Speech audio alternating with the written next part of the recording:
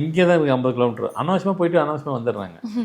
நானே வந்துட்டு ஒரு 35 வருஷத்துக்கு முன்னாடி மாருதி 800 இவ்வளோண்டு தான் இருக்கும். மாருதி 800 அவ்வளோதானே. அதில் இங்கேருந்து காரைக்குடி செல்ஃப் டிரைவிங் தான். காரைக்குடி பிள்ளையார்குட்டி கோயிலுக்கு போயிட்டு காலம்பரை போயிட்டு நைட்டே வந்துட்டேன். அப்போ நானே நம்ம 900 கிலோமீட்டர் அத்தனோண்டு வண்டியில் 900 கிலோமீட்டருக்கு போயிட்டு வந்துட்டேன். இதை வந்து காரைக்குடி போயிட்டு வரணும் வீட்டில் சொல்லிட்டு போயிட்டு வந்துட்டேன். சாமி கும்பிட்டு தான் போனேன், போயிட்டு வந்துட்டேன் காரைக்குடிக்கு. 900 கிலோமீட்டர் ஒரே நாள் இத்தனோண்டு வண்டியில்.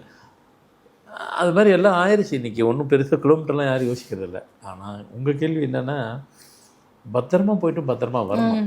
இப்போ நீங்கள் யூரோப்பியன்லாம் பார்த்தீங்கன்னு வச்சுக்கிறீங்களேன். இப்போ அங்கே உள்ளவங்களாம் நாங்கள் பேசும்போது சிலதெல்லாம் சொல்லுவாங்க, சார் நீங்கள் எல்லாம் ஊரை டச் பண்ணுறீங்கன்னுவாங்க. அது உண்மை தான். அங்கெல்லாம் சர்வசாதாரணம். ஏன்னா அவங்க ஃப்ரெண்ட்ஸு சொந்தக்கார ஃப்ரான்ஸில் இருப்பாங்க, அவங்க ஃப்ரெண்டு சுவிட்சர்லாந்தில் இருப்பாங்க.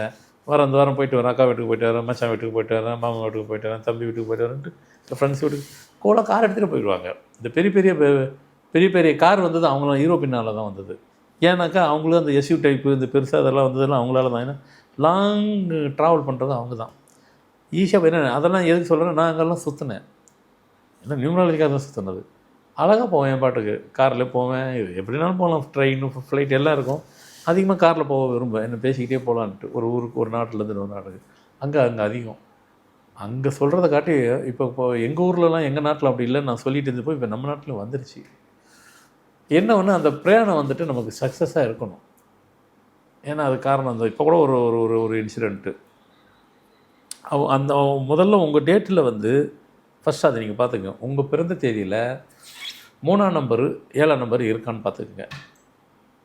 அது இருக்கக்கூடாது. இருந்ததுனாக்கா லாங் ட்ரைவ் போகாதீங்க. லாங் ட்ரைவ் மீன்ஸ் குறிப்பாக மிட் நைட்டில் ட்ராவல் பண்ணாதீங்க. உங்கள் டேட்டில் 4 நம்பர் 4 டிஜிட்டில் 2ஆம் நம்பரும் 9ஆம் நம்பரும் இருக்கக்கூடாது.